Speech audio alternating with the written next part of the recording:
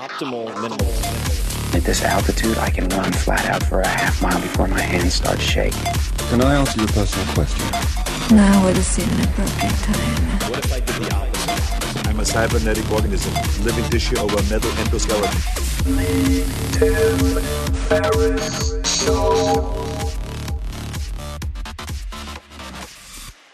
This episode is brought to you by Audible. Audible provides an unbeatable selection of audiobooks, including bestsellers, how-to, mysteries, thrillers, memoirs, and more. I've used Audible for many years, and I have a few audiobooks to recommend right off the bat. Number one, Ready Player One by Ernest Cline. So listen to the book that caught the attention of Spielberg enough to get made into a major film. The writing is fantastic. The Tao of Seneca by Seneca the Younger. This is a collection of letters, my favorite compilation of letters of all time that I've recommended the most of all the books I've ever read. And The Graveyard Book by Neil Gaiman. This is the fiction book that I use to convert nonfiction purists into fiction lovers. I like the version that Neil reads himself, but that's just me. He has a hypnotic voice. I also recently enjoyed Nonviolent Communication by Marshall Rosenberg, which was recommended to me by best-selling author Neil Strauss. Make sure to get the audiobook version, and you will recognize it by the peace sign on the cover. And as an Audible subscriber, you can choose 3 titles every month, 1 audiobook and 2 Audible originals you can't hear anywhere else. And there's some really, really cool stuff among the Audible originals. You can listen on any device, anytime, anywhere, at home, at the gym, while you're cooking, on your commute, or wherever. I often listen to audiobooks when I'm walking my pooch or on the way to the gym, so on and so forth. You'll also enjoy easy audiobook exchanges. In other words, if you don't like what you buy, and you're like, I have buyer's remorse, you can swap it. Rollover credits. So if you don't use credits in a given month, they roll over into the next. And an audiobook library you keep forever, even if you cancel. This last part is important. Unlike, say, a streaming or rental service, with Audible, you own your books, even if you cancel your membership. And right now, for a limited time, you can get 3 months of Audible for just $6.95 a month. That's $6.95 a month. And that is also more than half off the regular price. So give yourself the gift of listening. And while you're at it, think about giving the gift of Audible to someone on your list. For more, go to audible.com/Tim, T-I-M that is, audible.com/Tim, or text Tim, T-I-M, to 500-500. I get asked all the time, if you could only use one supplement, what would it be? And my answer is inevitably Athletic Greens. It is your all-in-one nutritional insurance. I recommended it in the 4-Hour Body, did not get paid for that, and I travel with it to avoid getting sick. I take it in the mornings to ensure optimal performance. It just covers all my bases if I can't get what I need through whole food meals throughout the rest of the day. If you want to give Athletic Greens a try, they are offering a free 20-count travel pack for first-time users. I always travel with at least 3 or 4 of these. This represents a $100 value. So if you buy Athletic Greens, you get an extra $100 in free product. So check it out. athleticgreens.com/Tim. Again, that's athleticgreens.com/Tim for your free travel pack with any purchase. Well, hello, ladies and germs. This is Tim Ferriss, and welcome to another episode of The Tim Ferriss Show, where it is my job to tease out the habits, routines, favorite books, life lessons, and so on from world-class performers of all different stripes. And my guest today is Andrew Weil, MD, otherwise known as Dr. Weil. He is a world-renowned leader and pioneer in the field of integrative medicine, and we've had a chance to spend some time together over the last few years, and we dig into some very fun stories. Andrew was born in Philadelphia in 1942. He received a degree in biology/botany from Harvard College in 1964 and an MD from Harvard Medical School in 1968. After completing a medical internship at Mount Zion Hospital in San Francisco, he worked a year with the National Institute of Mental Health, then wrote his first book, The Natural Mind. From 1971 to 75, as a fellow of the Institute of Current World Affairs, Dr. Weil traveled widely in North and South America and Africa, collecting information on drug use in other cultures, medicinal plants, and alternative methods of treating disease. From 1971 to 1984, he was on the research staff of the Harvard Botanical Museum and conducted investigations of medicinal and psychoactive plants. We spent quite a bit of time talking about that. Dr. Weil is the founder and director of the University of Arizona Center for Integrative Medicine, where he also holds the Lovell Jones Endowed Chair in Integrative Rheumatology and is clinical professor of medicine and professor of public health. Through its fellowship and integrative medicine and residency curricula, the center is now training doctors and nurse practitioners around the world. Dr. Weil is the editorial director of the popular website drweil.com, a regular guest on video programs on PBS, and the author of 15 books. My God, I've barely done 5. I don't know how one can do 15. It's a lot, including bestsellers such as 8 Weeks to Optimum Health, Spontaneous Happiness, Mind Over Meds, Fast Food, Good Food, and Healthy Aging. He can be found on Facebook at facebook.com/Dr. Weil and on Twitter at Dr. Weil. So without further ado, please enjoy a very wide-ranging and often hysterical conversation with Dr. Weil. Dr. Weil, welcome to the show. Thank you. I'm very happy to be here. I am thrilled to finally have you on the podcast because it gives us a chance to also catch up. I have not had the opportunity to hear your latest and greatest adventures in quite some time, and some of the memories that I have of the interactions we've had, and I have to thank Kevin Rose, I think, initially for making that connection, relate to your incredible gardens and plants. So I thought that a logical place to begin this conversation might be discussing your love affair with plants. Can you talk about how this started? I think it started with my mother when I was a kid, and she got that from her mother, who had a real green thumb. So I grew up in a row house in Philadelphia. We had very little ground behind the house, but my mother and I used to plant all sorts of seeds, and I grew flowering bulbs indoors.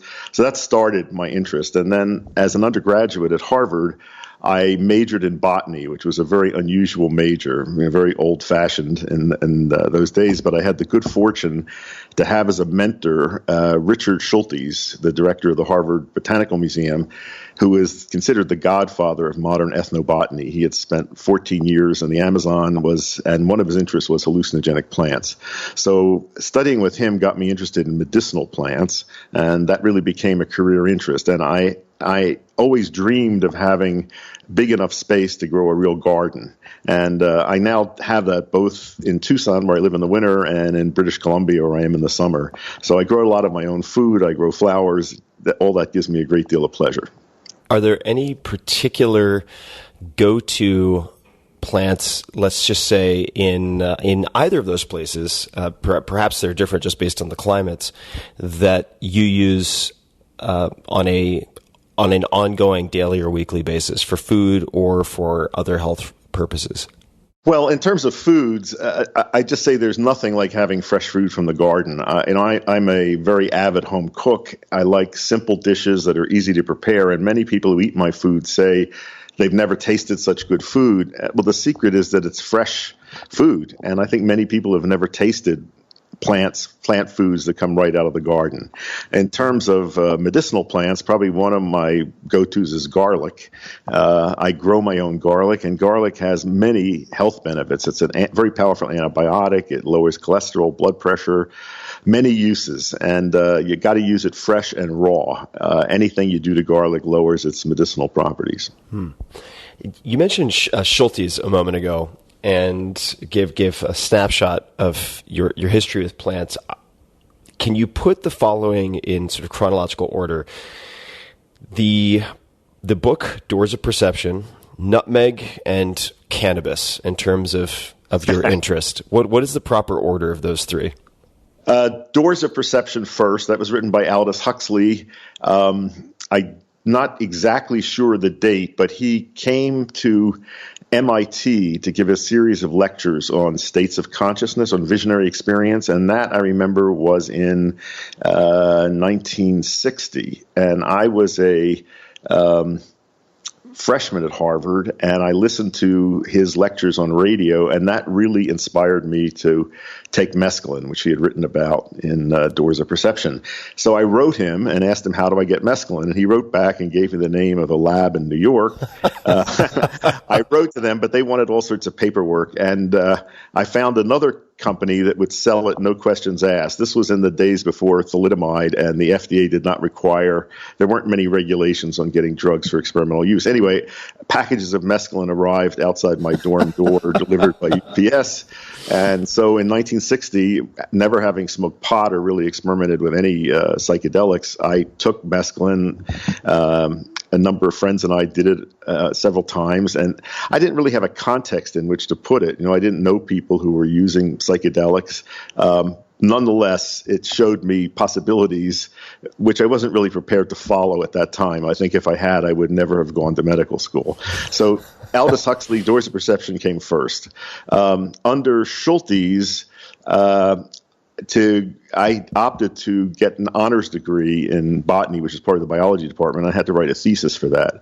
So the thesis I wrote was on nutmeg as a narcotic. Nutmeg is a psychoactive drug if you take enough of it, and it was being used mostly by people who couldn't get better drugs, such as prisoners. You have to take a whole can of powdered nutmeg. I don't recommend that, or eat one or two whole nutmegs. It's pretty hard to choke it down, and you do get high on it, but I'd say it's a pretty third-rate high. Anyway, I wrote that paper. It got picked up by a lot of people, including tabloids, talking about people getting high on nutmeg. So that was really my first academic paper. Then, what was the third book that you asked about? Oh, no, it was the second, well, I suppose the third, if we count mescaline, third of the compounds or plants, which would be cannabis. So back in those days, in the early 1960s, I didn't know people who smoked cannabis, and I didn't really try it till 1964. When I was a senior in college, I didn't get any effect from it. Then I went to Harvard Medical School, and I began using it and having very enjoyable highs from it. It amazed me that as the cannabis was getting a lot of attention and causing a lot of controversy, there had been no research done with it.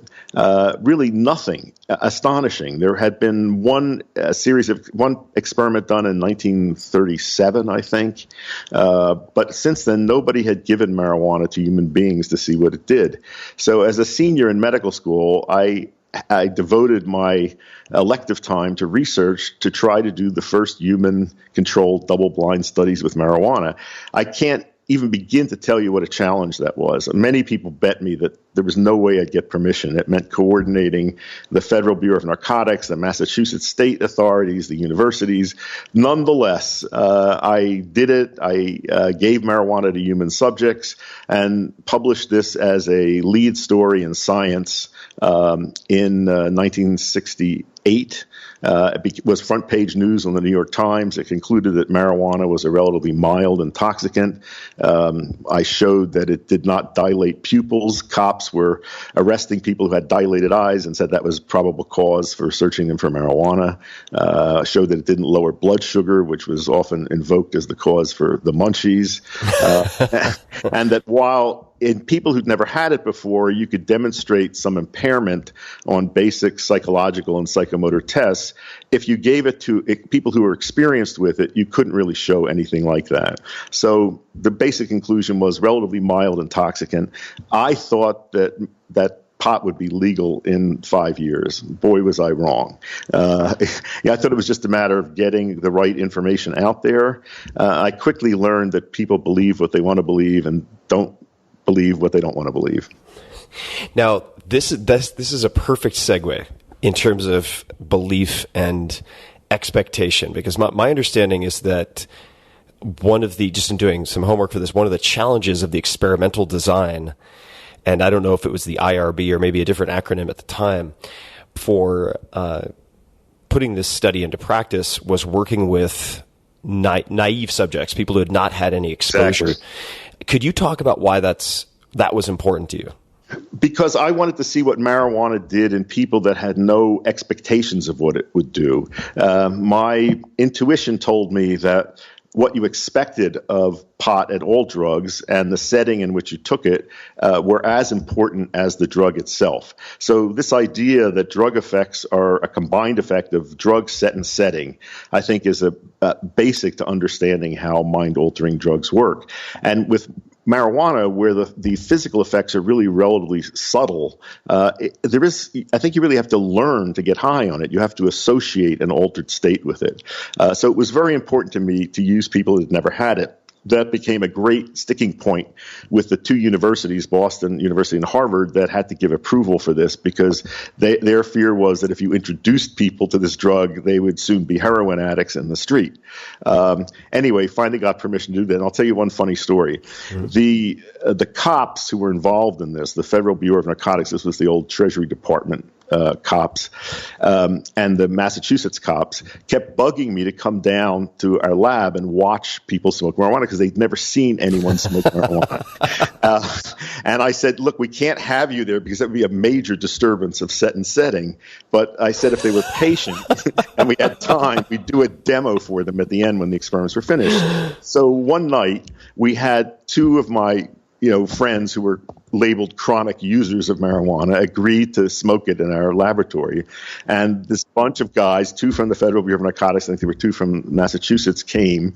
And these people, they had to smoke two of these joints that we had rolled. It was relatively mild by today's standards. And they smoked them, and then we were giving them these tests. So the one cop sidles up to me and elbows me and says, when is it going to happen? And I knew what he was after. I said, what do you mean? He said, when does it happen? And I said, what do you mean? He said, well, when did they get high? And I said, well, they are high. And he said, no. He said, when did they get high? I don't know what his thought was, ripping off their clothes, running around screaming. But here were these two guys just sitting there, doing their pursuit rotor tests and the numerical tests, and they weren't any different. That was a very sobering experience for these law enforcement agents.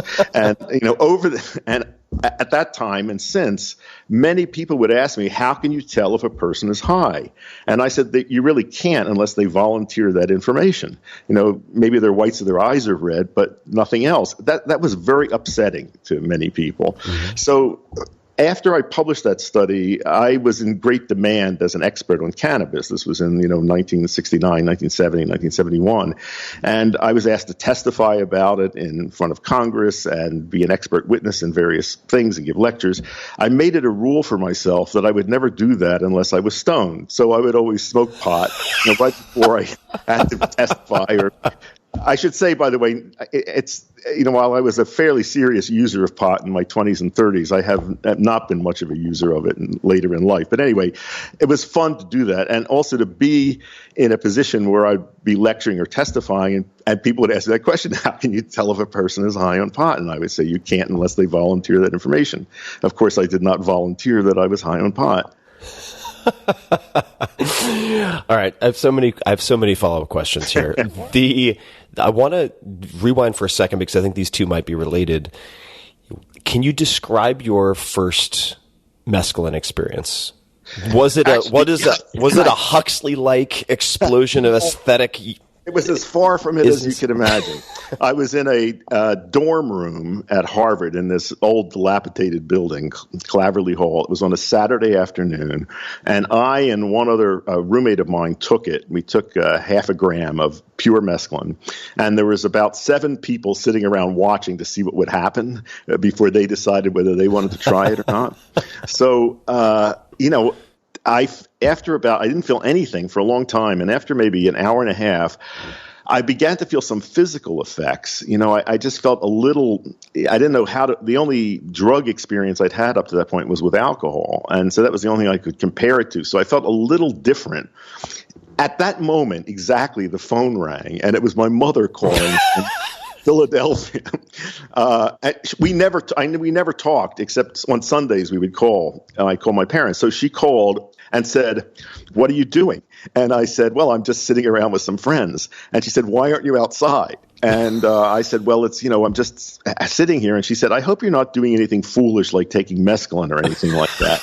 Now, I had mentioned the word mescaline at the dinner table maybe 3 months before and said I was interested. I got such a reaction from my parents that I never said another word about it. There'd been an article in the newspaper about a kid who died supposedly from an overdose of it. So talk about mothers being psychic. I said, "Oh no, mother! Of course I wouldn't be doing anything like that." So that kind of affected my experience. But I really had no significant psychological change from that time. The second time I took it, I did have a very profound altered state, and it's hard to describe, but I have a real sense of oneness of everything and a much larger reality out there than I had been aware of. And I think I had to put that in a kind of box and tie it up, because if I had followed that, I don't think I would have been able to stay in school and get a medical degree. So I just boxed that up until I had a chance to explore that. I think we will come back to the exploration. You mentioned one thing in passing that I wanted to just follow up on, since I know people are probably wondering, and that is, you mentioned you used to be a heavy or consistent cannabis user, not so much so in your more recent years. Why has that changed? I found that my experiences with it changed over time. And when I first was using it in my mid-20s, the highs that I had with it were light, bubbly, hysterical, a lot of laughing, sitting around with people, and sensual enjoyment of food and music and all that. After several years of that, I think the highs changed for me. I was using it more heavily, but the highs changed for me to be more introspective. And it was in that period that I think it really stimulated my imagination. It was great for writing. My first book, The Natural Mind, that I wrote it in 1971. It was published in 72, about drugs and altered states. I think a lot of that felt channeled as a result of being in the states of consciousness that cannabis ushered me into. So there was a period then I was living in South America for a number of years. I used pot pretty regularly. And during that time, I think the experiences changed more in the direction of being more sedative, and it would tend to make me groggy and not creative and imaginative. And that went on for a long time. And, I finally just felt that didn't do much for me. So I weaned myself off it, which took some doing. And then I began to use it just occasionally with friends as a social thing. So now I personally don't like the effect of it very much. So I think my body has changed. My brain has changed. It was a real ally for me in the early part of my life. Now I'm more interested in it for its medicinal uses. And, of course, I'm delighted to see our society finally coming to some sensible terms with that plant. We are going to get to South America, because I have certainly a number of questions about South America. But before we get to that, you mentioned set and setting. For people who don't know what that means, and I think you described it in brief. Sure. Can you explain what that means, and can you also explain how you first came across that phrase? Because you were at Harvard at a very interesting time. Yeah. Well, Timothy Leary was there, and Richard Alpert. And one of my other mentors besides Schultes was a Freudian psychoanalyst named Norman Zinberg. We became very close friends. He was a colleague of mine in the marijuana research. We got high together. He was older than me. But it was a great connection. And he was I think Leary was one of the first people I heard use the phrase set and setting. And Zinberg wrote about this a lot in his academic writing. So set is a psychologist term for all of the expectational factors that a person brings to an experience.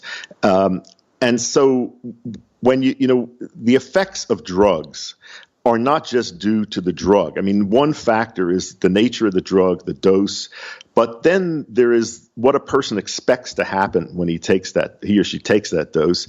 And then there is the setting, which is the environment, the physical and social environment in which the drug is taken. And my experience has been is that the combined effects of set and setting can actually reverse the pharmacological effect of drugs. That you can give a stimulant to a person in conditions of set and setting that cause the person to fall asleep. And you can give a sedative drug to somebody under conditions of set and setting that cause a person to become alert and stimulated. And this doesn't just apply to marijuana and drugs. I think this has an awful lot to do with medicine and healing as well. I think that the way we present treatments to people and their effects also are very dependent on expectation and environment. And it's the expectation both of the giver of the treatment or the drug and the person who takes it. In the early days of LSD research, this is back in the late 50s, early 60s, there was very good research being done with it in terminal cancer patients, for example, showing that people near the end of life, if they had a structured LSD session and then follow up with a skilled person, had much less pain, required far fewer opioids, had much more productive interactions with family and friends, and much easier deaths. People got excited about that research. And then other people who didn't understand that setting drug interaction and thought the magic was just in the LSD tried to reproduce that by giving LSD to people without paying attention to set and setting, and they didn't get the same results. And that's one of the reasons I think people backed off from doing research with it. Mm-hmm.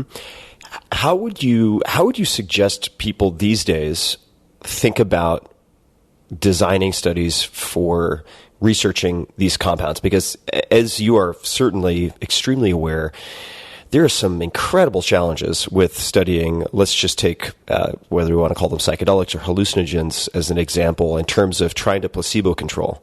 And some people will use niacin or some type of lower dose as an active placebo. There was a great piece in the New York Times just in the last few weeks called "What if the placebo effect isn't a trick?" Looking at the biochemical basis.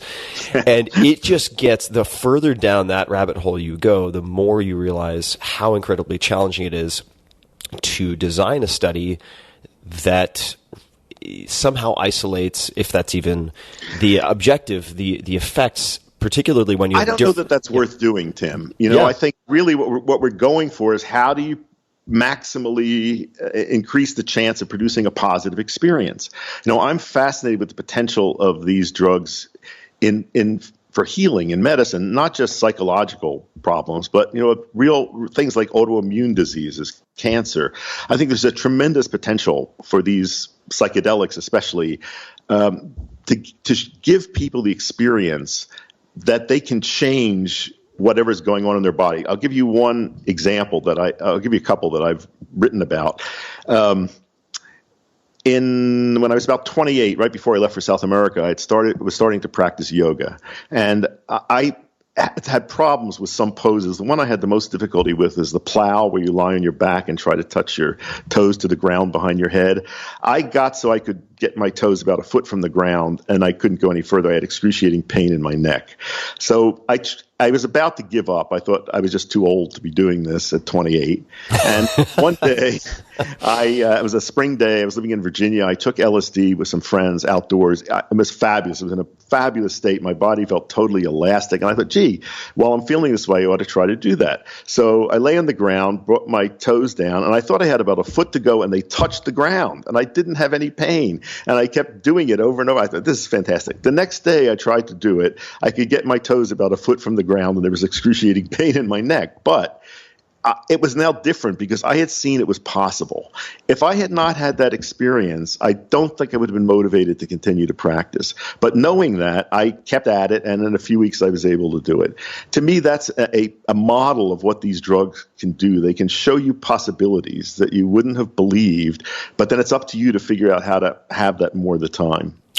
That's I love that example because it's parallel with many experiences people would tend to put into the box of psychological or emotional, in the sense that you have someone like Sam Harris, a very smart guy, who came to meditation through seeing what was possible via certain psychedelic experiences. I came across your name very unexpectedly at the home of a friend's parents. And I was browsing their bookshelf, and I came across a book with the very appealing title, to me at least, of Wizard of the Upper Amazon. And I was astonished I hadn't come across this book before. And you wrote, I don't recall if it was the foreword or the introduction to that book. I wrote yep. And I became really engrossed in this, which was a bit of a problem because I was supposed to be at a party being social, but I ended up in the guest bedroom reading part of this book. Can you explain what drew you to South America? Why did you go? How long were you there? What did you do when you were there? Well, Schultes sent me there. As I said, he had really lived there. He lived in the Amazon continuously from 1939 to 1953, and he had great connections, especially in Colombia. So he wanted me to go down there, and I was interested in studying coca leaves, especially, but a whole range of plants. So. Why were you interested in coca specifically? Because he got me interested, and he said he had chewed it every day during the time he was in the Amazon, and he recommended I go down there. I just liked the name, and it seemed like something interesting. This was before cocaine was around in up here. So I wrote The Natural Mind, sent it off to the publisher, and I got a fantastic fellowship from a group called the Institute of Current World Affairs that sent people far and wide, and all you had to do was write a monthly newsletter for them. Most people did this on political subjects, and I had proposed them writing about altered states of consciousness and psychoactive drugs and things like that, and they'd never done anything like that, and so I got this great fellowship that paid all my expenses. I had that for 3.5 years. So I first went to Mexico, lived there for 3 months to learn Spanish, which I did, just by living with people and having to speak Spanish. And then I drove my Land Rover all the way to Colombia. And that's an exciting trip for people. It was an exciting trip. Took a while. Anyway, and then I spent about 3.5 years in South America, mostly in Colombia, which a country I love, but also Ecuador, Peru, some in Brazil. I saw a lot of interesting things. I learned a lot about plant medicine. I spent time with shamans, some of whom who were a very mixed bag. I mean, there were drunks who just wanted to be paid for giving people ayahuasca. I saw a few real genuine healers. I saw a lot of interesting alternative medical stuff. Anyway, it was a very interesting period of time in my life, and I still retain that connection. I look forward to going back and spending more time in Colombia. So I learned a lot of stuff. But interestingly, I had been most interested in finding healers.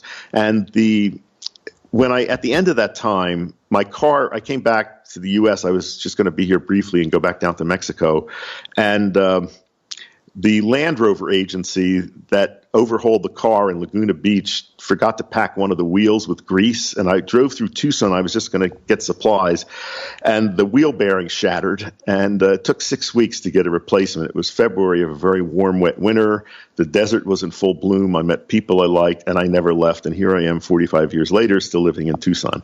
It turned out that the most fascinating healer, the person I had most to learn from, was in Tucson and had been here all the time before I had gone down to South America. I mean, there's something perfect about that too, that, going all this wandering and then right under your feet is what you're looking for. It was an old osteopathic physician named Robert Fulford, who was a master of cranial therapy and the best healer I've ever seen. I mean, he just put his hands on you and remarkable things happened. And he really made me aware of the healing power of nature. He used to, it felt so good to be worked on by him.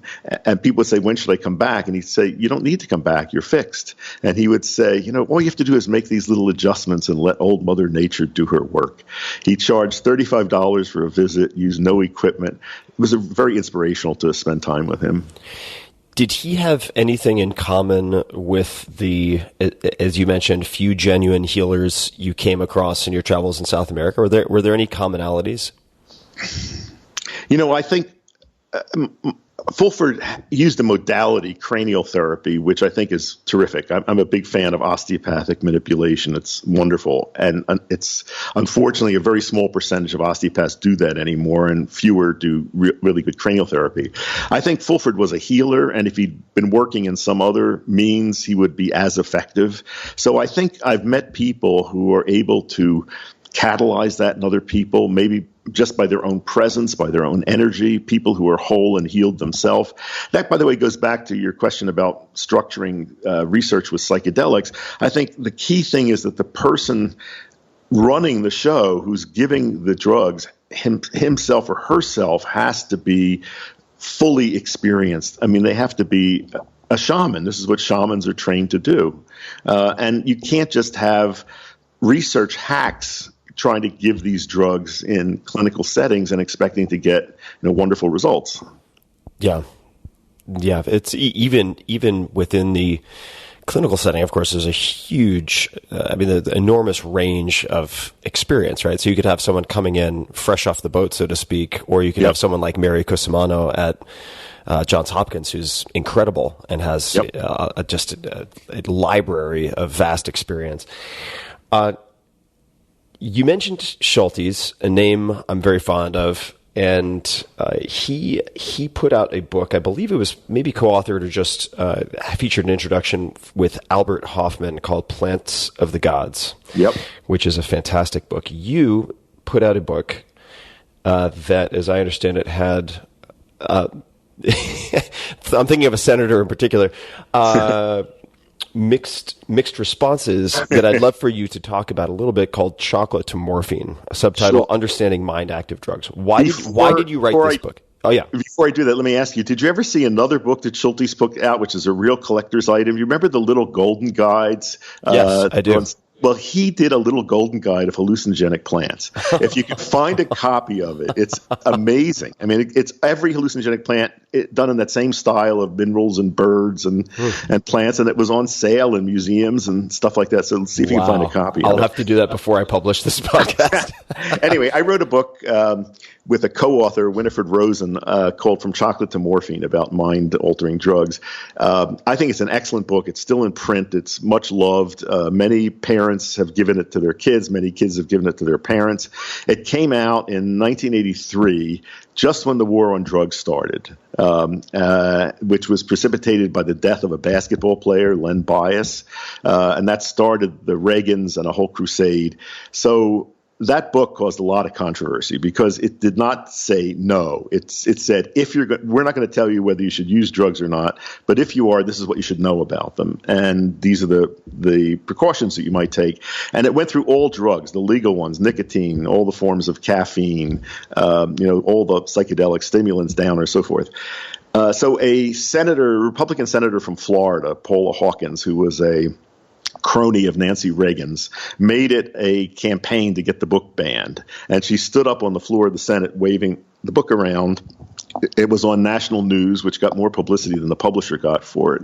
And there then followed a campaign to ban that book from libraries.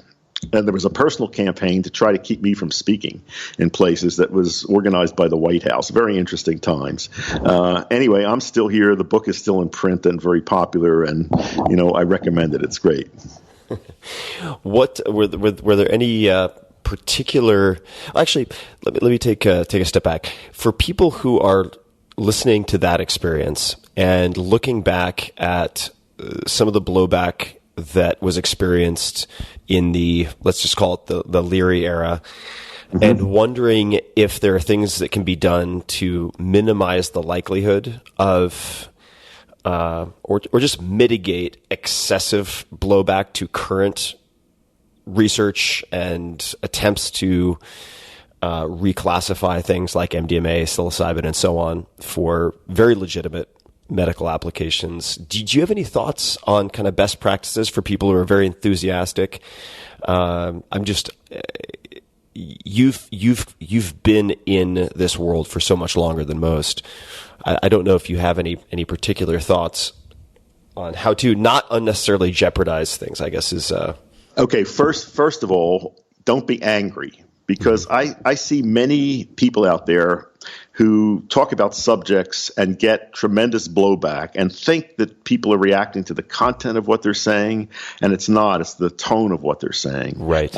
I've gotten away with saying the most outrageous things because I'm not angry, and people listen and we can have actual dialogue.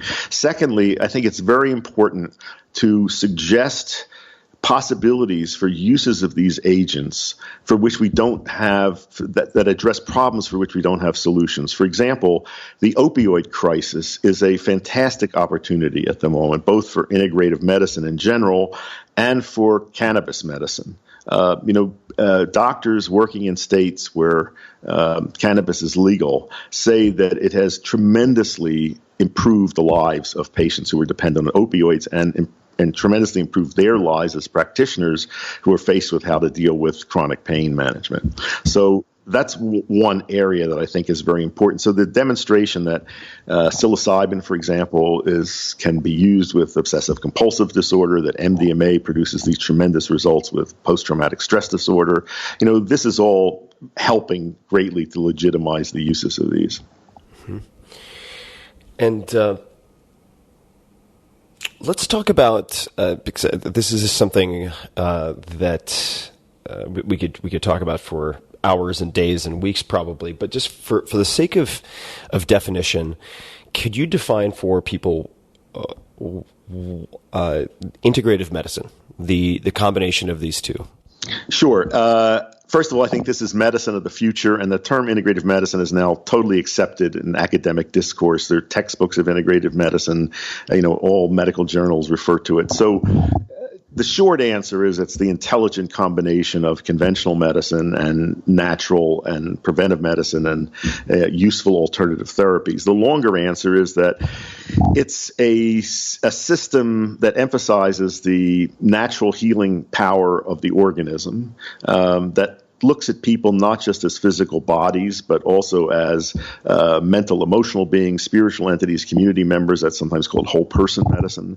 That places a great deal of emphasis on lifestyle and all of the lifestyle factors that influence health and illness, that really values the practitioner-patient relationship and makes use of all available therapies that show reasonable evidence of efficacy and aren't going to cause harm. And we often butt heads against the evidence-based medicine people who say we're trying to advocate unscientific or anti-scientific ideas and practices.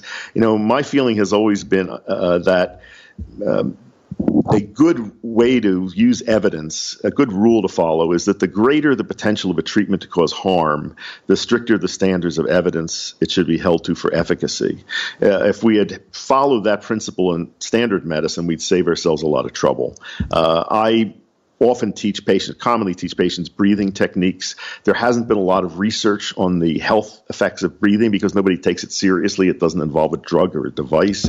But the chance of these breathing techniques causing harm is so negligible that I'm not bothered by recommending them in the absence of a great deal of evidence for them. Anyway, integrative medicine is the future. I founded and direct a Center of Excellence at the University of Arizona College of Medicine, the Center for Integrative Medicine. We're the world leader in educating physicians in this new system. So we give 2-year, 1,000-hour fellowships for MDs and DOs that teach nutrition, mind-body interactions, herbal medicine, including uses of cannabis and psychedelics, the strengths and weaknesses of alternative medical systems, spirituality and medicine, all these things that are left out of conventional training. And we've now graduated about 1,600 physicians from that intensive fellowship. They're in practice all over the country and in many other countries. We have our curriculum in 80 residencies throughout the country. We teach medical students. We're about to open an integrative primary care clinic in Tucson. So we're really on a roll. And as I say, I think this is the future because the great promise of integrative medicine is that it can lower healthcare costs while maintaining or I think improving health outcomes. And I think it's the only way out of this mess that we have with healthcare in this country. So there's a lot to dig into here. And I'm looking forward to it. So you have, just for people who may have missed this earlier, but they must have been smoking something of their own if they missed it earlier, you do have experience with and familiarity with double-blind placebo-controlled studies. And I don't think, and correct me if I'm wrong, that you would argue that there is no place for that, and that it has a place. It is a source of information. It's one kind of information, right? And it has its own limitations. I think there are other kinds of information that are valid. For example, the information that comes from your own experience. And I like to point out to people that in all languages derived from Latin, unfortunately not English, the word for experience and the word for experiment are the same. In Spanish, experimentar means both to experience and to experiment. So your own experience is a form of experimentation that produces useful information. You have to check it against other kinds of information. With double-blind studies, this is held out as the gold standard, and many people think this is the only kind of information we should pay attention to. But here's an interesting thing. You can try this yourself, and it's an assignment that I give to medical students and doctors. Go into a medical library and pull out any medical journal that reports results of placebo-controlled double-blind testing. Turn to pick an article, turn to the back of the article where there's a summary that summarizing a table summarizing the results. In the placebo group, there will always be one or two or a small number of subjects who show all of the changes produced in the experimental group who got the drug. That is fascinating. That means that any change that we can produce in the human organism by giving a pharmacological agent can be exactly mimicked in at least some people some of the time purely by a mind-mediated mechanism, the placebo response if you want. Anyway, we should be trying to take advantage of that, find out how to make it happen more of the time. Also, I would just say that there are a great many worthless and dangerous drugs on the market at the moment, and many of them have a lot of placebo-controlled randomized trials behind them, supporting their use. So things can be structured in ways to produce results that people want. So I want to spend some time on this because I find myself, and I think you probably, certainly, not probably, have found yourself kind of straddling what at times people perceive to be mutually exclusive worlds. So I have on one hand a lot of interaction with you name it, right? Clinical psychologists and different researchers at UCSF, at Johns Hopkins, at many different institutions where I'm funding or helping to fund the types of studies that we're talking about. And then on the other hand, I experiment with a lot of what people would consider esoteric and probably just outright crazy stuff. Some of it below the border, not all of it below the border. And I would love to hear, since you've spoken, I think quite a bit about some of the limitations of the types of studies we're talking about. Among others, we haven't even talked about, but that these are not necessarily the first place to go if you're looking to generate hypotheses that are innovative for testing in the first place. But if we were to flip the coin and look at the other side, because you mentioned tone earlier and how a lot can be dismissed if you are angry and it's not a response to the content, but it's a response to the tone. Where do people in the integrative medicine field or in the complementary or alternative treatment realms make mistakes? Like what are some of the ways in which they think they have all the answers or alienate themselves from people who might actually be open with a different delivery to some of what they're experimenting with? Well, with the people that I come in contact with who come through our training programs, I always emphasize this, not being angry and to have some published data to support things that you're doing with patients so that if somebody asks, why are you giving this treatment, you can cite something. So I think, to me, that's most important. I don't see many people today the common mistake is just to antagonize colleagues or to reject conventional medicine out of hand. I don't like the term alternative medicine. It suggests that you're trying to replace conventional medicine, and that's not my goal. I want to make conventional medicine better. And knowing when and when not to use that system is extremely important. I said earlier, drawing on your own experience for hypotheses. let me give you two personal experiences of mine that suggest possibilities that I would love to see tested in research settings. About that same time that I had that experience with yoga and LSD, on another occasion I took LSD also in a wonderful outdoor setting, feeling great.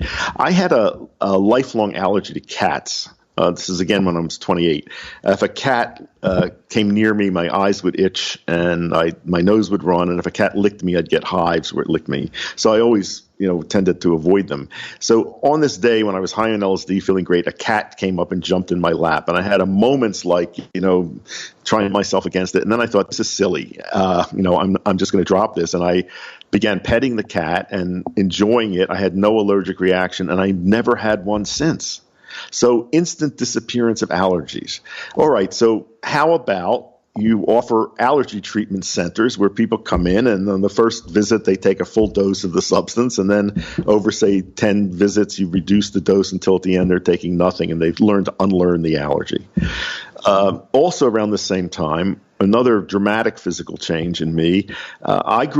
I was told I had very fair skin. I could never get tan. And we used to go down to the Jersey Shore in the summer and beaches. I can't tell you how many times, sheets of skin peeling off, horrible. And then I'd never get tan. So I just accepted that. So also around the same time when I was doing all this experimentation, and I think this was again with LSD, outdoors, running around naked in the sun. And I was lying down looking at the sun, and I thought, this is silly. I mean, the sun is not my enemy. I got tan the next day, and I have ever since.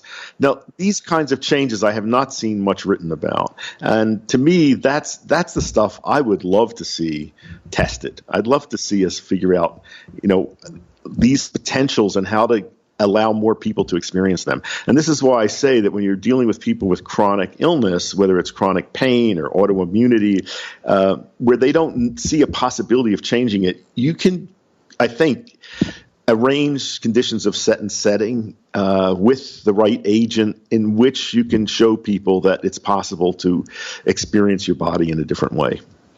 Do you recall how many roughly micrograms you were consuming with the cat allergy experience? Oh, my guess was somewhere around maybe 200, something like that. Got it. And how would you, if you had to, how would you attempt to explain that? Like, what do you have a hypothetical mechanism?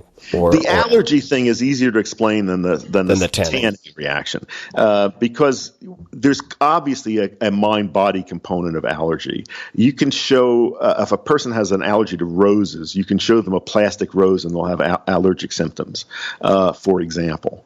I think many people with allergies can see that changing emotional states really affect the allergic expression. So that to me is more understandable, although the fact that it was a permanent change I find very interesting. With tanning, I mean, that's a little more complex, the physiology of that. So I haven't thought about that. I'm sure there is a physiological mechanism underlying it, but it again suggests that many aspects of our reaction to the environment are modifiable by changing our internal state. Mm-hmm. And you mentioned I want to come back to breathing, since that seems to also tie into this. As you mentioned, and I think you've also discussed publicly, having this sliding scale of evidence in the sense that the more something has the potential and a demonstrated potential for harm, the greater the burden of proof should be.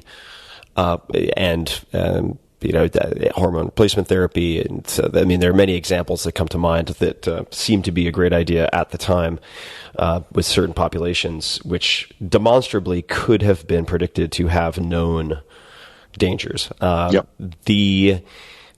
In the case of breathing, right, compared to benzos and all these other drugs that are available, what is there a sample breathing technique you could describe for people who are looking Yes. to reduce anxiety?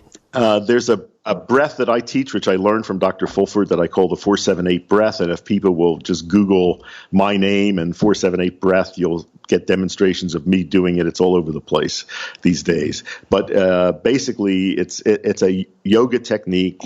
You let all the air out through your mouth, and you breathe in quietly through your nose to a count of 4. Hold your breath for a count of 7. Blow air out your mouth forcibly to a count of 8. And you repeat that for 4 breath cycles. You got to do it at least twice a day. It's a practice. And by doing this, you change the tone of the autonomic nervous system. You decrease sympathetic tone, increase parasympathetic tone, the relaxation response. And after practicing this for several weeks, months, it becomes an amazing tool for all sorts of things. One is controlling anxiety, lowering blood pressure, heart rate, improving digestion, and so forth. And breath is really, it's the key to controlling involuntary functions. And the breathing is the only thing you can do completely consciously or completely unconsciously. The theory is that by using your voluntary system to impose rhythms on the breath, gradually those are induced in the involuntary nervous system, which you can't get at directly. So I've seen tremendous results of people doing this 478 breath practice. Just amazing things, stopping atrial fibrillation, having cold hands become warm, chronic digestive problems disappearing. But for anxiety, it is far and away the best method I've ever found. It makes benzodiazepines look very pathetic by comparison. And I've seen even the most extreme cases of panic disorder respond to this breathing technique once people practiced it enough. You have a history of spotting or popularizing concepts, terms, even fields of study long before they hit the mainstream. So right now we're edging into some territory that might lead into this.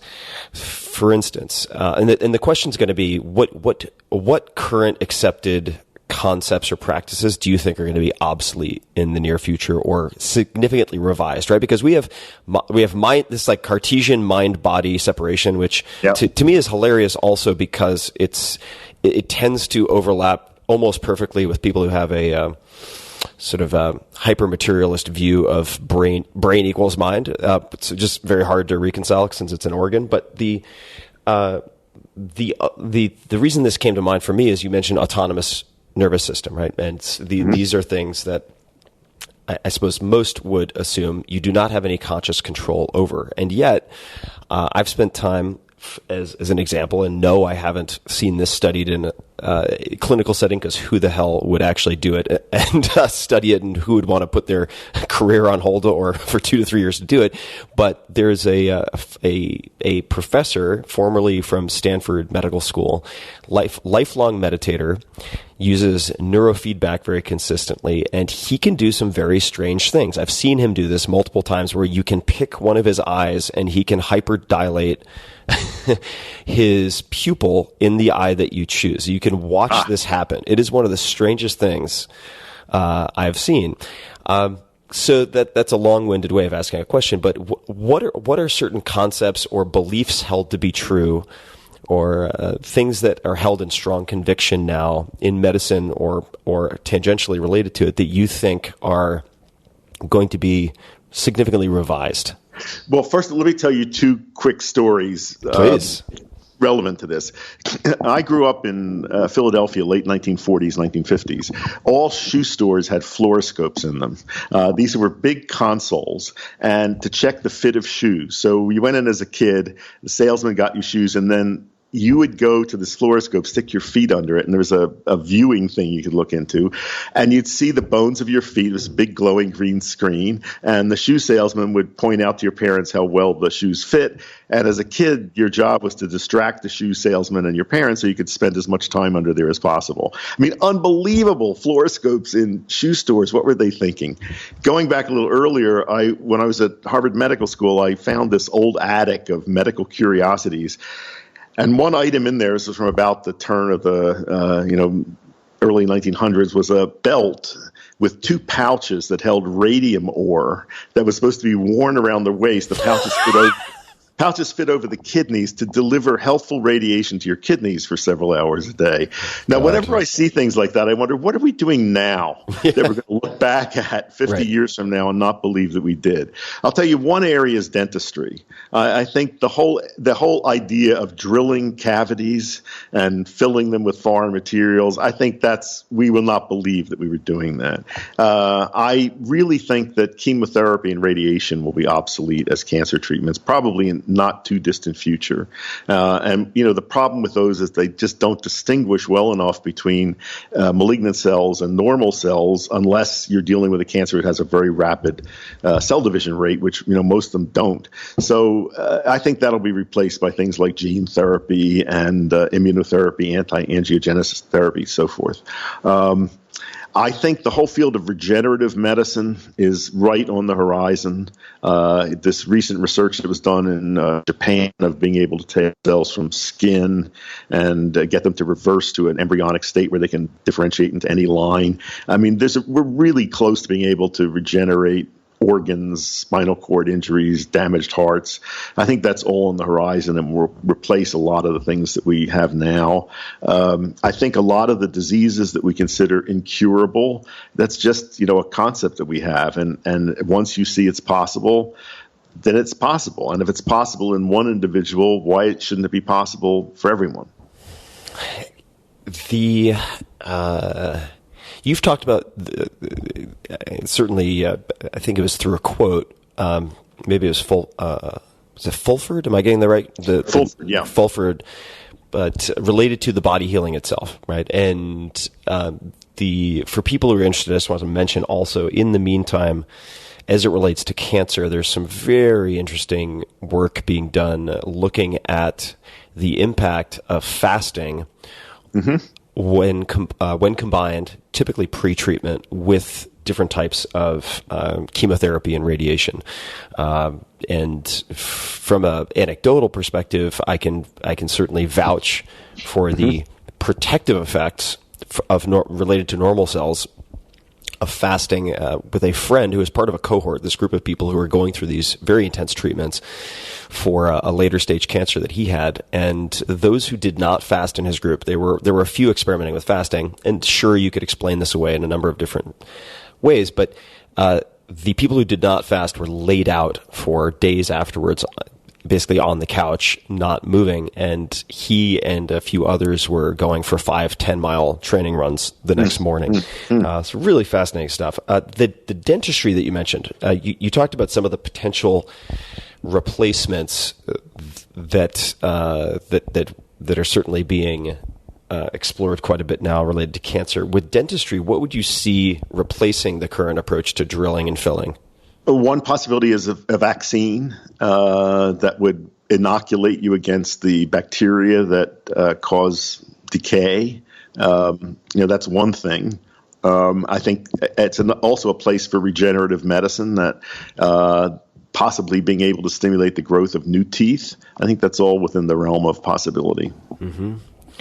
And this is probably not specifically intended to help people regenerate teeth, but there are services now, which may be outdated shortly, but for people who are curious, where you can take the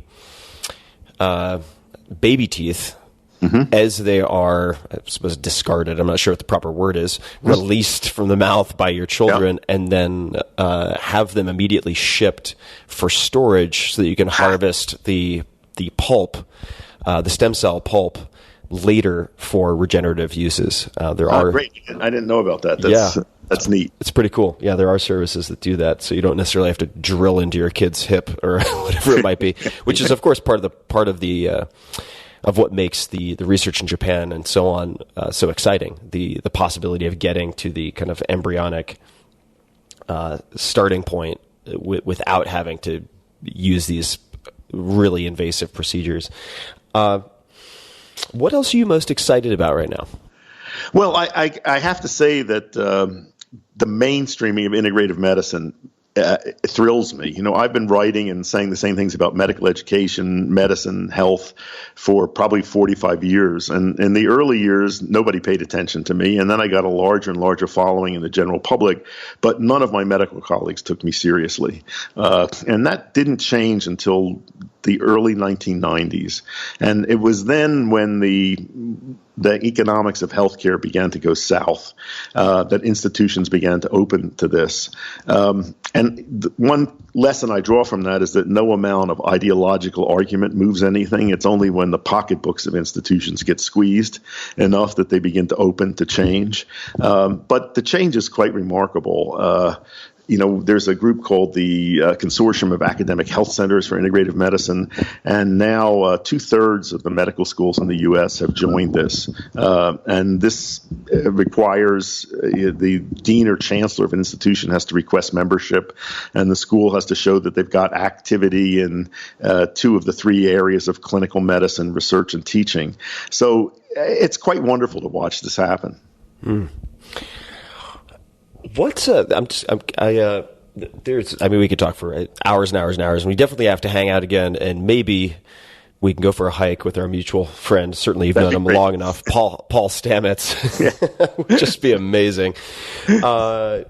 What books have you gifted the most to other people outside of your own books? Are there any books that you've gifted often to other people? Yes, one is a translation of Lao Tzu, by a man named Witter Binner. It's called The Way of Life According to Lao Tzu. That's beautiful translations, and I find those, verses, which was the sole output of this philosopher, to be, remarkably right on.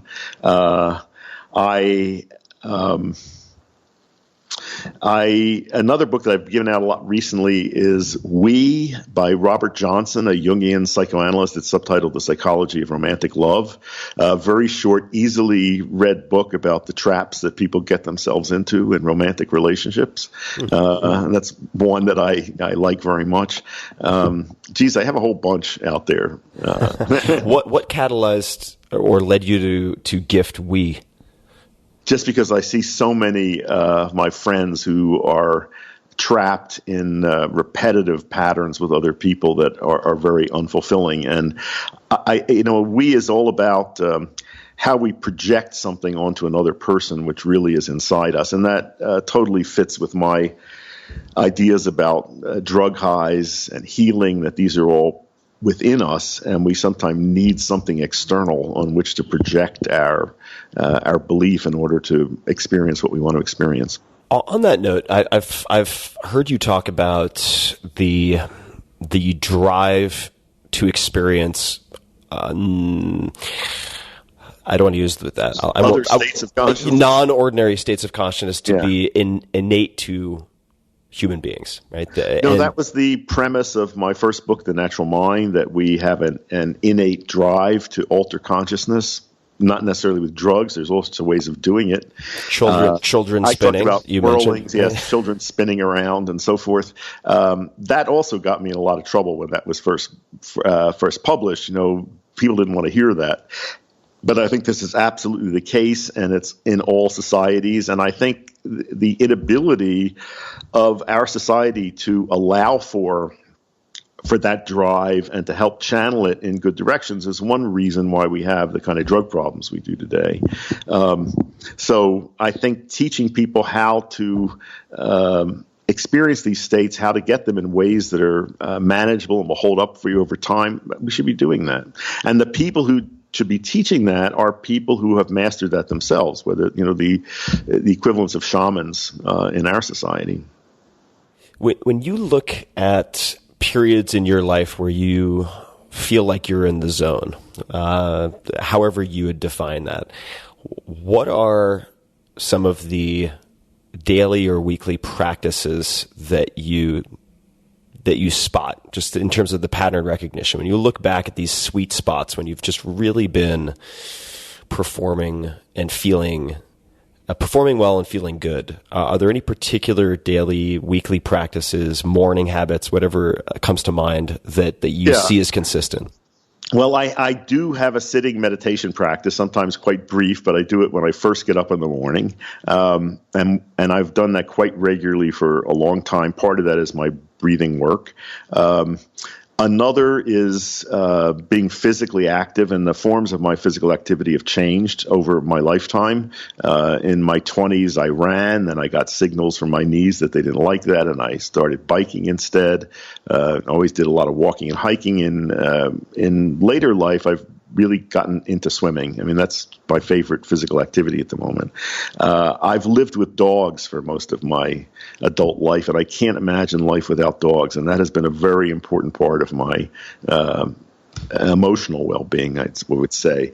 My connection with plants, which we started out talking about, brings me a great deal of fulfillment. But growing plants, using them as medicine, cooking and food preparation have always been very grounding for me. I've often said and written that for me, cooking is a meditation. Chopping vegetables, also manifesting. I have a concept in my head, something that I want to prepare. I think cooking is great training in practical magic. How do you manifest things? How do you take things from inside your head and make them real in physical reality as close to your imagination as possible? And to me, cooking is a great for doing that. So that's been very important to me. And I love turning people on to new experiences, including experiences of food and plants.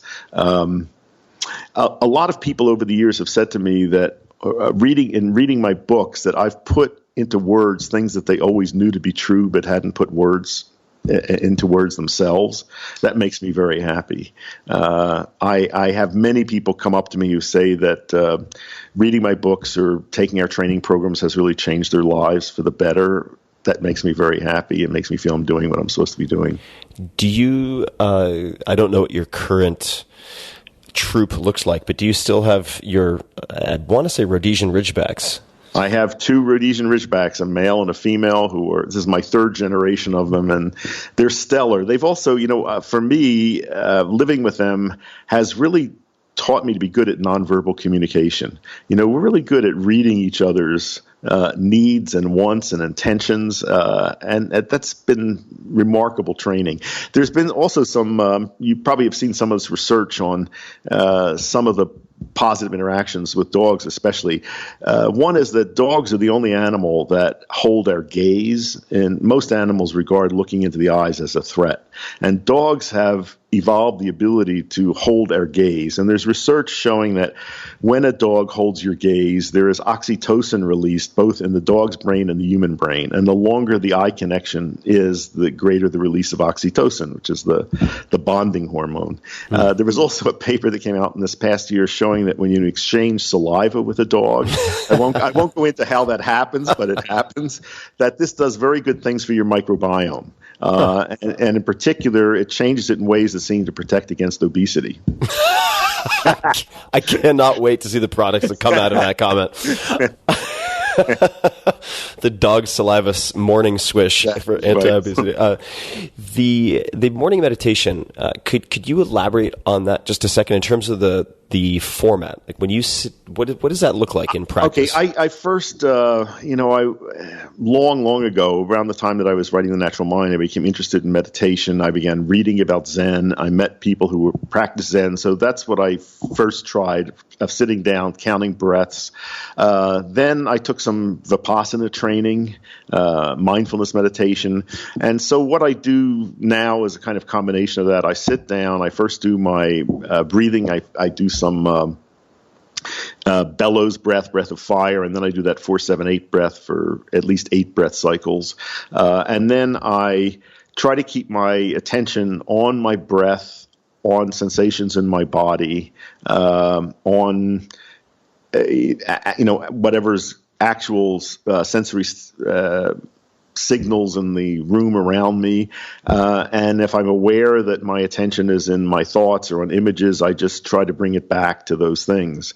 So that's really all that I do. And, a simple sitting. But to me, meditation is not about doing it just in a special time of sitting. It's carrying that experience and training into all aspects of your life. So whether it's driving, walking, chopping vegetables, you want to be as much in that state as possible. To me, that's the essence of mindfulness. And you mentioned Vipassana. You may have other recommendations, which I'd love to hear. But for people who are curious about experimenting with Vipassana in a way that does not involve a ton of language that perhaps they don't speak natively, using the royal we. I mentioned Sam Harris earlier. His Waking Up app I find to be very, very, very good. For this, particularly if people have previously had an allergy to how meditation can sometimes be presented. I'm a great admirer of his work, and another one of the books that I have commonly given out to people is The End of Faith.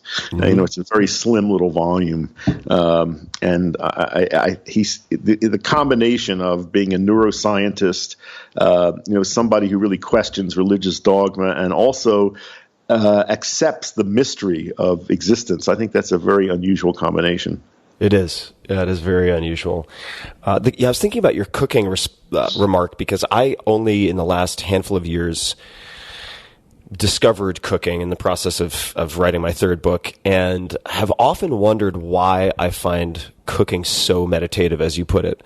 And one theory that I have is that much like why it is for similar reasons that I find certain types of sports and physical training meditative, and that is that there are actually some consequences built in. Like, you have to pay attention if you're finely dicing vegetables, right. Or you have three things on different heats on the stovetop.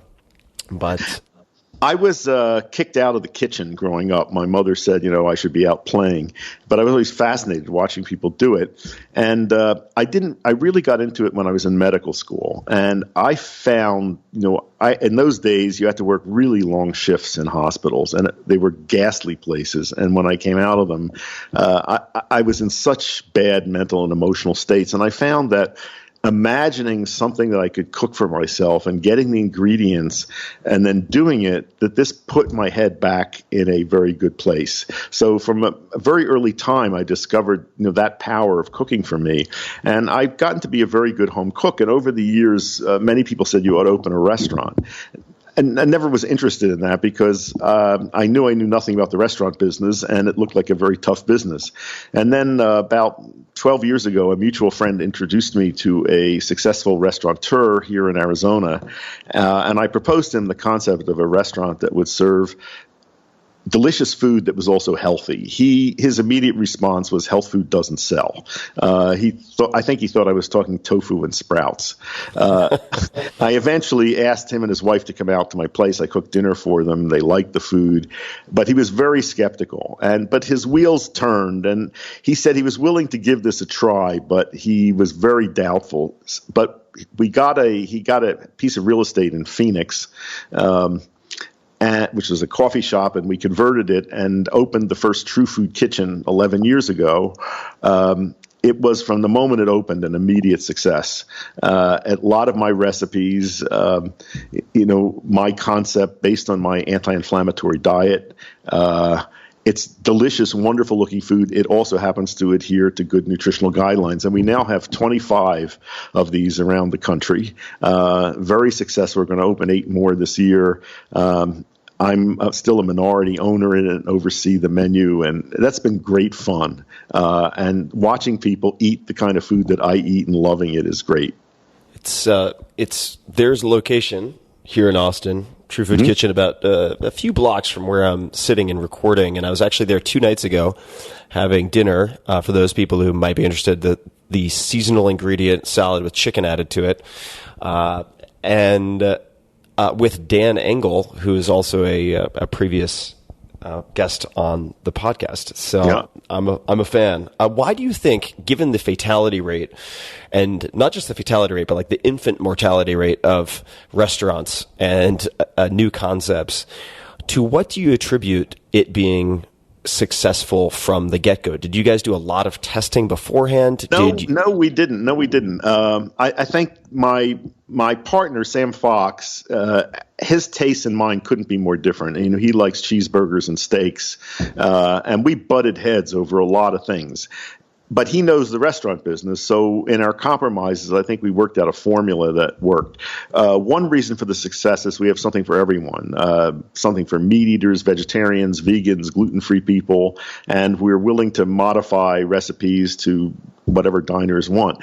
The restaurant has created its own culture that's very distinctive, and it draws people to work there who live the lifestyle. The servers, the cooks, really all follow the kind of lifestyle that I preach, and that's visible when you go into one of these places.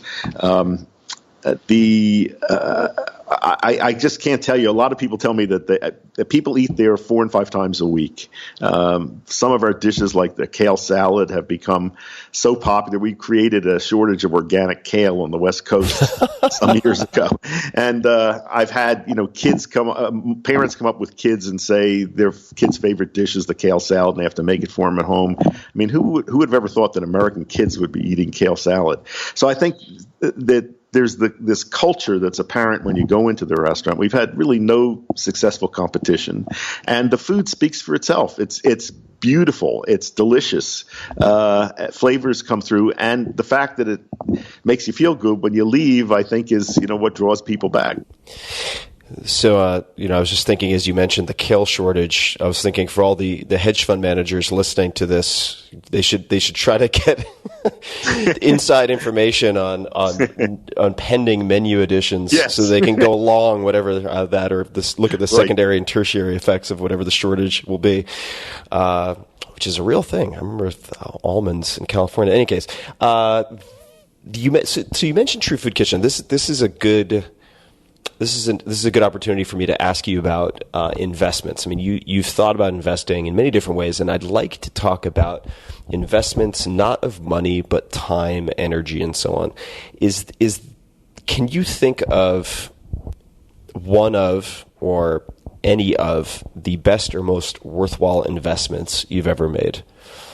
It could be money. It could be money in the sense that I've had people on the podcast like Amelia Boone, who is an attorney, but paid for her first competitor ticket to World's Toughest Mudder. She ended up being a 4-time world champion, and it really changed her life. So it could be money, but not in the strict sense of investment into a stock or a company, if that makes sense. Well, one of them has to be True Food Kitchen. I did invest money in it, but I invested a great deal of time, and the reward that I've gotten back has been many-fold.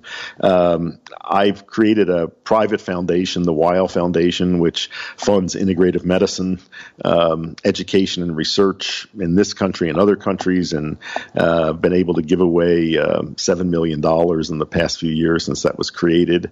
That's been very fulfilling to me. In terms of time investments, I guess, I've invested an awful lot of time in writing, and that's not the easiest occupation, as you know. But that has also been incredibly rewarding to me. Publishing is a very uncertain business these days. And I was fortunate enough to be in it at a time when, it worked, and to reap the benefits of that. And that's been very satisfying. But that's been a major part of my life. Mm-hmm.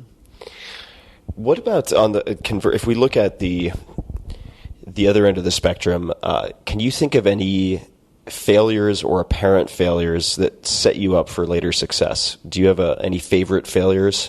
Think about that. Or just things you viewed as catastrophes or real awful occurrences that turned out to be blessings in disguise? Well, for a lot of years, the kind of medicine that I advocated, people thought I was nuts. As I said, none of my medical colleagues took me seriously. They thought I'd gone off the deep end. I knew that I was on the right path, and I've always had great trust in my intuition and my, inner light. And even in periods when I did not get much confirmation of that from the outside world, I think I developed the ability to just hold true to what I knew to be right and keep following my footsteps. Are there any positions or opinions in the last few years, or it could be way back, it doesn't have to be in the last few years, that you've changed substantially, where you've shifted your position or completely changed your mind? I change my position all the time, and I think that's one thing that people respect about my work. I'm quite willing to say that I was wrong about something, or as new information comes out. You mentioned, though, I do have a very good ability to spot trends and to pick up on things that may take the mainstream culture years to come around to. And for example, I was warning people about trans fats probably 15 years before people saw how dangerous they were and there was any attempt to ban them from food. So I'm just really good at stuff like that. How did that come about? Do you mind giving us a little bit of background on how? A lot of information comes across my desk, and now that I have all of these students out there that I've trained, they constantly send me things. I don't have great patience to read whole articles, but I'm very good at getting the gist of things very quickly and putting together with other information that I know. And with the anti-inflammatory diet, I saw this. It must be, again, 15, 18 years ago, that there was this hypothesis out there that chronic low-level inflammation may be the root cause of many diseases that we had thought were unrelated, like heart disease and Alzheimer's disease and cancer. And I picked up on that idea very early, and that led me to develop this anti-inflammatory eating plan. There's now a tremendous amount of validation of that. So all I can tell you is I'm very intuitive about that. I pick up on things. I see the connections to other things, and I'm willing to start advocating them before the evidence is all there. But most of the time, the evidence comes in. And there are certain things you've done for a long time, like you mentioned the cooking, really beginning in, if I'm remembering correctly, medical school. Yep. In recent memory, it could be the last few years, last 5 years, are there any new beliefs or behaviors or habits that have really improved the quality of your life that come to mind? Well, I'm fascinated by the stuff that's been out there on intermittent fasting. That's something that I've been experimenting with. I think the biochemistry of it is fascinating. I think there are all different ways of doing it. I haven't figured out exactly what's right for me, but I'm sure there's something there that's valuable, and I will continue to experiment with that. What else? Are there any resources or particular people who led you to look into that closely? I can't think of one person. I think it's been hearing that from a variety of sources and reading the medical literature about it. Mm-hmm. So I have maybe a strange question to ask you, but I feel like I want to ask nonetheless. It's not a scary question, but it might be odd. Which is, when is the last time you remember crying tears of joy? And this is a question that was used as an opener at a group dinner once, and I thought it was going to completely fall flat and could be a catastrophe. Michael Hebb, I want to give him credit, and it opened the portal to such a incredible conversation among strangers that I jotted it down. I don't know that I've actually cried tears of joy, but I feel myself welling up in certain circumstances, and I think a number of times when people have written me or told me in person that something that I wrote or said had really saved their life, literally, and that's I have a very strong emotional response to that. Is there anything that you, besides looking into intermittent fasting, is there anything in particular that you are working on these days? Do you do anything like New Year's resolutions, or do you have any rituals around the new year? No, first of all, I don't believe in the new year. I think it's just an artificial concept on a calendar. If there is I was always fascinated by the fact that the Jewish New Year is at the time of the autumn equinox, and it's not in the first month of the Jewish calendar. So that's odd that the New Year begins not in the first month. And in some ways, it's calling attention to the importance of the autumn equinox. And I think that's a very special time. I think the image, the symbolism that I have there is that if you plant root crops at that time, they develop in the dark. They put roots down. You don't see any sign of them. And then in the spring, shoots come up. And the result of all that work in the dark, manifests itself. So the idea is that at that time of year, and that equilibrated time of year, that the mental patterns, the life patterns that you set may manifest when spring comes around. So I sometimes, at that time of year, I think about, what I want to do. But since I'm mostly doing what I want to do, I don't have to change too much. Is the first, say, 60 minutes or 90 minutes of your day fairly scripted at this point? If so, yes. I mean, what is it? Yes. What does it look? When do you wake up? What does it look like? I wake up pretty consistently at 4 a.m., although it changes through I tend to wake up when it gets light, but my pattern now is I wake up at 4 and I usually go to bed at 9. So I like to get 7 hours of sleep, and I sleep with my dogs. And if I don't wake up at 4, the female dog wakes me up exactly at 4 by licking my head very vigorously. Anyway, so I get up, I brush my teeth, and then I sit down and do my meditation, however long that takes. And then I go in and I usually feed the dogs. I may feed myself, and then as soon as it gets light, I take the dogs out. There's a pretty wild wash near my home, and where they run off leash fairly early in the morning. What are your default breakfasts, if you do have breakfast? I love Japanese breakfast, and I know you and I are both Japanophiles. Definitely. I hated breakfast growing up as a kid. There was nothing I was served that I liked. And I went to Japan when I was 17. This was in 1959. I was there with a student exchange group. I lived with Japanese families outside of Tokyo and in Kobe. And I suddenly discovered this is what I want to eat for breakfast. That a piece of broiled fish and miso soup and steamed rice and some seaweed and pickles and green tea, that just suits me fine. And if I can, I have things like that for breakfast. It's got to be the best breakfast on the planet. I've tried so many breakfasts, and that's my favorite. And, it's just American so good. Breakfasts make me feel horrible, Yeah. and when I'm on the road, that's the meal I have most difficulty with. Oh. By the way, let me also tell you another story. When I was first in Japan, I arrived in, I think it was November 1st of 1959, was with this family outside of Tokyo in Urawa City, and there was no language in common. None of them spoke English. I didn't speak Japanese, so there was a lot of gesturing. But on the second night that I was there, the mother of the household took me next door to her neighbor, who was a practitioner of Chanoyu tea ceremony. And I experienced a tea ceremony for the first time and was served matcha. And two things about it fascinated me. One was the color of the powdered tea. I had never seen a more beautiful green powder. And the other was the chasen, this whisk that's made from, one piece of carved bamboo that's just a miracle of carving. And something about the shape of that just fascinated me. That was used to whisk the tea into a froth. So, as you can imagine, when I came back to the States in 1960, nobody knew about Japanese food. Every city had one Japanese restaurant that was named Ginza or Sakura, and they had miso soup and clear soup. They had some tempura and some kind of broiled salmon. I mean, the idea of eating raw fish would never be there at all. And if anybody had told me that Americans would be eating sushi the way they are now, I would never have believed it.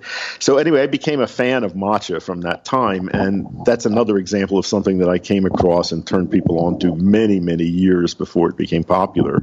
And in recent years, I found a sourced really good matcha in Japan from Uji, which is the town outside of Kyoto where most of the tea growing goes on. And I've been making this available to it. I helped start a company called Matchakari. The website is matcha.com. And it's just amazing to me to watch matcha suddenly being discovered here, and I've seen it on, there was a recent episode of Madam Secretary where water is preparing a bowl of matcha for somebody. I mean, that's amazing. So I was, I think, 40 or 50 years ahead of that one. And Matcha, for those people wondering on the spelling, is M-A-T-C-H-A. Matcha.com, that's a hell of a URL. I know, not bad. And matcha, it literally means powdered tea. And this is the only form of tea in which the whole leaf is consumed. So you're getting all of the nutrients, phytochemicals there. And it's a labor-intensive process of making it, but matcha is a beautiful thing. It is a fantastic tea. I consume matcha regularly. I have some at home, and you can use the whisk if you want to be sacrilegious but really efficient. You can also use one of those battery-powered frothers. I like iced matcha also, especially in warm weather. And I just put the matcha in cold water and use one of the electric whisks to whisk it and then add ice to it. I don't sweeten it. And it's, again, beautiful green and a wonderful drink. Yeah, green is my favorite color, and if people were to ask me what shade of green, I used to know the exact Pantone number, which is pretty nerdy, but it is they're one and the same, really. It's the color of maple leaves in July on eastern Long Island, or when the sunlight hits the backside, or matcha green tea. Right, great. Yeah, I like it. That's so beautiful. Let me ask just a few more questions. And then maybe we'll do a round two sometime. But I'd love to break bread in person in the meantime at some point. But if you could have, actually no, I'll start with a different one. I'm going to ask you my usual "what would you put on a billboard" question, but we'll get to that. In terms of small purchases, are there any purchases of, say, $100 or less that have positively impacted your life in recent memory? Anything, and it's specific, people always love specifics, but is there any sort of little thing? Yes. Yeah. Well, one of them I'm holding in my hand right now, and my daughter turned me on to these. She's now 28. Computer glasses, which I got on Amazon. I don't know, they were less than $20, but these are yellow tinted glasses that enlarge things slightly. That has totally changed my comfort in sitting in front of a screen. You know, it cancels out the blue light, and that's been a great thing to have in my life. Mm-hmm. Perfect. So we're going from the micro to the macro. So we have the computer glasses, and then something that probably wouldn't require glasses, which is a gigantic billboard. This is more of a metaphorical question, but if you could get a message out to millions or billions of people, it could be a word, could be a sentence, could be a quote, could be anything non-commercial, what might you put on such a billboard? I think it's all the good stuff is inside you. I mean, that was the main point of the natural mind, is that the highs that you get from drugs are inside you. They're in the nervous system. The drugs act as a releaser. Healing is a potential inside you. Various treatments or people can activate that or release it. But it's that everything really is within. Yeah, and you don't have to, as I'm just not saying this for you, I'm saying this for people listening, you don't have to believe in witchcraft and fairy dust to come to that conclusion. If you read the article that I mentioned, I'll put it in the show notes for everybody as well, Great. on the placebo effect, on how the placebo effect varies culturally, on how it's become stronger in the United States, on looking at the outliers in the control groups, these placebo groups, like you mentioned. If you're looking at the tables of studies, it's so exciting to explore, and I am so excited to see how it is further studied and utilized in medicine, because it's Tim, this is another one that I think I was on to long before people got into it. I don't know whether you've read my book called Health and Healing. That came out shortly after From Chocolate to Morphine. It was the first book that I wrote on medicine and medical philosophy. There are 2 chapters on that, on placebos. And I would recommend go back and read them, because it's all this stuff that we've been talking about. Medical Nostradamus strikes again. Andrew, people can find you at drweil.com, medicine.arizona.edu. You're on Twitter at Dr. Weil. That's Weil. Do you have any other or any final asks or requests or suggestions for people listening to the podcast, just in the process of finishing up? No, I think my work is out there. It's easily accessed, and I think it's relevant to many people today, and I really enjoyed talking to you. It's been a while since we worked together in person. I hope we can remedy that. Yes, definitely. Well, I guess there might be more locations. I won't True Food Kitchen popping up in the very near future, and not necessarily too far away from either of us. So perhaps we can rendezvous at one of those, or even better if I could sample some more produce from your garden, which was just incredible. And maybe we can invite some bald eagles, which was also something I had never seen before. While we're after it, that would be really wonderful. But I really appreciate you taking the time. I've been wanting to have you on the podcast for quite a while, so it's nice to finally reconnect, and certainly hope it's not the last time anytime soon. So good. Thanks for having me. Yeah. So thank you, and for everybody listening, everything we talked about, the books, the various websites, the matcha, you name it, all of those will be available in the show notes, as always, at tim.blog/podcast. So you can find links and extended links to everything, studies, and so on. And Andrew, thank you again. And thank you. To everybody listening, be safe, experiment and experience widely. Use your brains, pay attention to your body, and until next time, thank you for listening. Hey guys, this is Tim again. Just a few more things before you take off. Number one, this is 5 Bullet Friday. Do you want to get a short email from me? Would you enjoy getting a short email from me every Friday that provides a little morsel of fun before the weekend? And 5 Bullet Friday is a very short email where I share the coolest things I've found or that I've been pondering over the week. That could include favorite new albums that I've discovered. It could include gizmos and gadgets and all sorts of weird shit that I've somehow dug up in the world of the esoteric as I do. It could include favorite articles that I've read and that I've shared with my close friends, for instance. And it's very short. It's just a little tiny bite of goodness before you head off for the weekend. So if you want to receive that, check it out. Just go to 4hourworkweek.com. That's 4hourworkweek.com, all spelled out, and just drop in your email, and you will get the very next one. And if you sign up, I hope you enjoy it. I get asked all the time, if you could only use one supplement, what would it be?